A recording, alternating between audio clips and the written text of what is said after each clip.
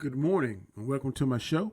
I'm your host, Danny Graham, and I both invite and encourage you to walk with me on the road to wisdom.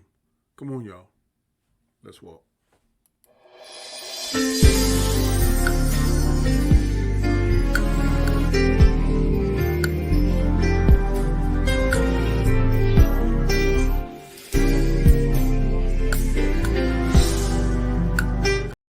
Good morning, good morning, good morning. Like I said on Monday, it is cold here in South Carolina.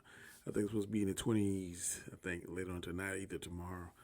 And, well, not tomorrow, but today. I think it's going to be 20 something today or either, yeah, like I said, tomorrow. But anyway, as you know, I don't like cold. Cold is not my friend, but hey, it's the Lord's will. So guess what? It's going to be done and we're going to deal with it. Today, as you can see right here, I'm talking about timing. Timing is everything. That's today's topic. Timing is everything. And we'll go ahead and get into it and tell you the definition of timing. And the definition of timing is the choice, judgment, or control of when something should be done. Timing is the choice, the judgment, or control of when something should be done. And today's scripture comes from the book of Proverbs, my favorite book of the Bible, as you know. And it comes from Proverbs, the 16th chapter, and the 9th verse, and it reads as follows. A man's heart plans his way, but the Lord directs his steps. Let me say it one more time. A man's heart plans his way, but the Lord directs his steps. Now, this particular scripture definitely resonates with me because what it says is something that happened to me just this week. It started last week. And this past Sunday, I was able to get a clear and concise answer. I know it was divine intervention. And now my mind is at ease. My soul is at peace. And I feel fantastic about it because I really was in turmoil about what I should or shouldn't do. My desire for a long time is to be a chief of police at a department. And just recently at my hometown, this position came available. And when I saw it, I was a little excited because I was like, man, I think I have enough time doing this, and I could go back to my home and man be able to do positive things there. And I went and started asking a lot of people, certain people, probably almost close to 20 people. And I did some research. I wanted to educate myself on the current landscape of the town that I came from. And I wanted to get a background on the officers there, the past chiefs there, what's going on, this kind of stuff, the current command staff, as far as the administrative staff, the city council, and the mayor, and that kind of stuff. Asked a lot of questions. Not to get into in depth and detail, the cons outweighed the pros when I started writing them down, started asking questions. And I was at a time where I think I was leaning very strong towards applying for the position. And based on what I'm seeing and my feeling, my gut, I think I have a very good chance of possibly getting it, or at least being in the running for it. But then Sunday morning, this past Sunday morning, I woke up and I was like, Lord, please give me a sign 100%. Should I stay on my present course where I'm at, or should I step out on faith and let you guide me through this process to possibly becoming the chief of this location? I went to church to go back to my home church, and an individual who I wanted to see was there. I was thinking it was a third Sunday, and the service started at a particular time, but it was actually second Sunday, and I was probably about 2 hours late from the service. But God stepped in, I believe, and got me there just in time to see this individual. And I had a very serious talk with this individual. Probably lasted about 10, 15 minutes. And went through a series of questions, and this individual told me things. And then I asked him this question. I said, if I'm your brother, your biological brother, and I'm wanting to go to this particular location, and I ask you, do I stay at a job now where I'm comfortable, making decent money, no headaches, or very minimal? Would you advise me to stay where I'm at, where I'm very comfortable in high position, decent money, or take the step and come to this different location, which was probably going to be very stressful, especially trying to get things heading in a direction and trying to implant the vision that I wanted. And this individual told me, he said, I think I probably would stay. And when he said that, I instantly had peace. I instantly knew that the timing was not right, that I should stay where I'm at, that maybe God was still doing things. It also made me went back to the readings that I had in the Bibles, in particularly First and Second Kings, where it tells the story of all the kings of Israel, and that some of the kings were obedient to God, and some of the kings weren't obedient to God, and the ones that were not obedient to God were very, what's the word I want to use? A lot of them died painfully.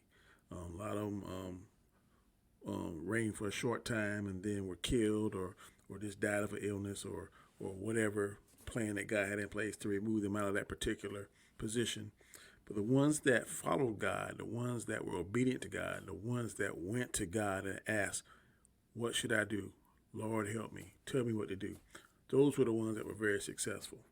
And I translate that from the kings that were very successful into today's world. And I had to ask myself, is this what Danny wants to do? Or is this the position that God's leading me in? And because sometimes personal goals that individuals have can get in the way of God's purpose. When we're living in the world and we don't want to listen to God's teachings, don't want to read the Bible, don't want to live a righteous life, don't want to commit to God, then all our wants, all our desires, all our personal glory, or everything that we want in the world, in the flesh, in whatever unrighteous way, always wins. And sometimes, by the grace of God, it can be successful, but there's always a season to that success. And sometimes it can be very disastrous. And guess what?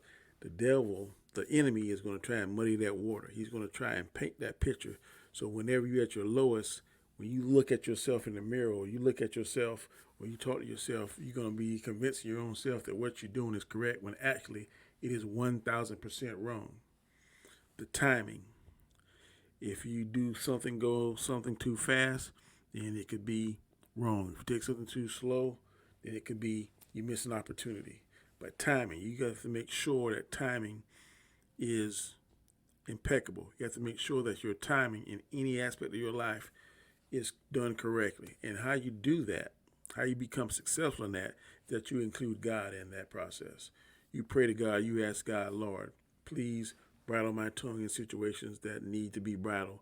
Lord, please give me the strength and the courage to do things that need to be done, to say things that need to be said. Recently, my father, who was a pastor of the church, he was put in a position where he had to show courage, and something was wrong, and he did the right thing and correct a decision. And it was very inspirational, very proud that he took that stand. My father's a good man. I've always known he was a good man. And I know he tries to do the right thing. He tries to tell all his kids the right thing. And that's very, in today's time, that's something that is very precious, because a lot of times it's bad to say in the society we live in certain aspects of it, we don't have people that try to tell you to do wrong, that try to tell you to do the right thing. They always say, yeah, you can do it. And when they feel 1,000% that you can't do it, or just to get you out of the way, or this, instead of being a man or being a woman and tell you, look, yeah, you probably can do it, but you don't need to do it because of this, ABC 1, 2, 3. Or you need to do it because of ABC 1, 2, 3. We live in a world now where anything goes. You just say, hey, yeah, you can do it, whatever, and you really don't care. But if you know someone that cares about you, I mean, sincerely cares about you, and you're doing something, and they tell you repeatedly, or if another person, or if you ask a totally different person, hey, what do you think about this? And they telling you, I don't know if I do that. go to another person. They'll tell you the same thing. Man, I don't know if I do that. You go to several different people, and most of their answers is, I don't know I can do that. You might want to listen. But the sure way an individual, in my opinion, can tell that they're going to let their own personal glory or personal wants and desires override the truth is when someone tells you, look, you might want to rethink that. Or you might want to do that. And you get mad and you get pissed off, you get upset, you have an attitude, then chances are what you're doing is wrong. Not every time, but I'll say 8 out of 10 times what you're doing is wrong, because you know in your heart of hearts, if you're a decent person, if you have a conscience, if you have any kind of scruples, any kind of common sense, you know when you're doing stuff that you maybe shouldn't be doing, or you know you're doing stuff that could possibly be detrimental to your overall well-being, or you know that you're going to do something and it's not going to have a favorable ending and you still choose to do it anyway, and someone is trying to tell you to do something and telling you that, look, the timing just ain't right. Maybe this is going to happen, or maybe you're going to find something, or maybe you're going to find another job, another profession, another person to date, another job, whatever the case may be, another car, another house, whatever. But sometimes the timing is just not right.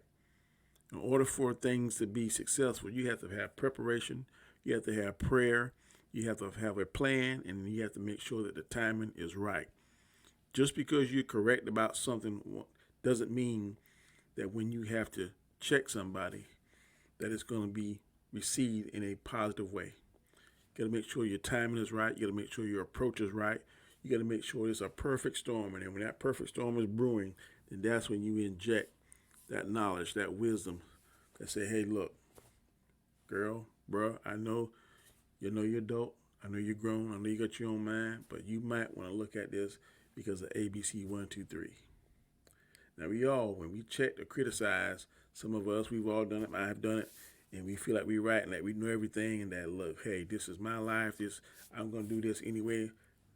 You might want to listen, because if you feel in your heart that somebody truly cares about you and you doing something that you think is right, but you kind of get that feeling in the back of you, maybe this ain't, it might be wise just to listen, or it might be wise just to stand still and just observe. Always, always, always weigh out the pros and cons. If you're a believer, then you always ask God. Unless you're 1,000% certain, and even if you are 1,000% certain, you still ask God, Lord, reassure me that I'm correct. Lord, just be with me. Give me an answer one way or the other. Now, if we want things fast and quick, in this particular scenario that I told you about Sunday, I got my answer in 3 hours from the time that I said the prayer. I got up Sunday morning, came into my man cave, which I'm in now, prayed, Lord, please show me. 3 hours later, when I went to the church, I got my answer. And since then, it's been peace and calm. I haven't even thought about that position. But timing. The Lord's time is always right. Our times aren't always right. A lot of times when we try to intervene or try to do stuff on our own time, we mess it up. Most times we will mess it, slam up. But God doesn't mess things up. God prepares us. He's making sure that we're strong enough. He's making sure we have a particular skill set. He's making sure that we have a particular knowledge. He's making sure that our skin is thick enough, because a lot of times there are people out here, they're haters that are implanted by the enemy. Sometimes we create our own haters. Sometimes God is testing us while He is also teaching us and how He is also preparing us. So it's a multiple layered process. And God is so advanced, we can't understand it. And sometimes He does it while we least expect it. Next thing we know, we think we got an issue and a problem. And by the time we get there and think it's going to be something, it's already been solved. I saw that firsthand last night. Possible issues going to be at my father's church, and got there and boom, everything went smooth like clockwork. No issues at all. Didn't break a sweat. So God definitely is in the smoothing things out business. God is definitely in making ways where you think there's no way. But guess what? is timing. Timing is everything. God's timing is always perfect. It's never been wrong. We may want it to happen a certain way, a certain speed, our way. Like I said, you gotta think about it. Our personal glory versus God's purpose. Which one do you want? Do you want your own personal glory and possibly lose out on your invitation or your opportunity for eternal life? Or you want to follow God's purpose and have your name written in the book of life and making sure that when he calls that name, when the rapture happens, that you're in that number? It's a no-brainer. God's purpose is way more important than our personal glory. It's timing. It's timing. The truth can be very destructive if it's said or told at the wrong time. I'll reiterate that again. The truth can be very disruptive if it's said at the wrong time, if it's said in the wrong way. It's all about timing. Just like when you're cooking, you can't speed up the process of a cake. When you're trying to cook a certain kind of steak, you can't speed up that process. When you're trying to cook a certain type of egg, you can't speed up the process. If you cook something too long, you're going to burn it, or it's going to be just like rice. If you cook rice too long, it's going to be scotched. It's going to taste burnt. If you cook it just right, it's going to be nice and fluffy. If you cook it not long enough, it's going to be wet. Gritty. Nobody wants wet rice. It's a perfection. It's a timing thing. You have to make sure that you're watchful. You have to make sure that you're diligent. Make sure that you're paying attention. Because timing, I can't say it enough. Timing is everything. So, before I get out of here, I want to read you the quote of the day. And the quote of the day is always about timing. If it's too soon, no one will understand. If it's too late, everyone has forgotten. I'm going to say that one more time about timing. It's always about timing. If it's too soon, no one will understand it. If it's too late, everyone will forget it. So make sure that you are right on time. Make sure that you use that compass that's called prayer to navigate this crazy world we're in, and to get on the correct strip of road. You're on the correct clock of Jesus. Get on the correct schedule and timetable of Jesus. You can always get on your destination right on time. Maybe not your time, but you're going to be right on Jesus' time. And timing is everything. If this is the first time you ever seen my channel, I want you to please subscribe. Subscribe to the channel. I want you to also hit that notification bell, because I don't want you to miss any material that I upload. Give me a thumbs up. Give me that like. I definitely want that and need that. Also, leave me a comment, because I will definitely read it and I will respond back to you. Watch my video in its entirety, because that also helps me out with the YouTube algorithm. I hope you all have a fantastic day out there, and I will be back on Friday morning with another show that I hope will inspire and resonate with you. Have a fantastic day. Stay warm and be blessed. Until Friday.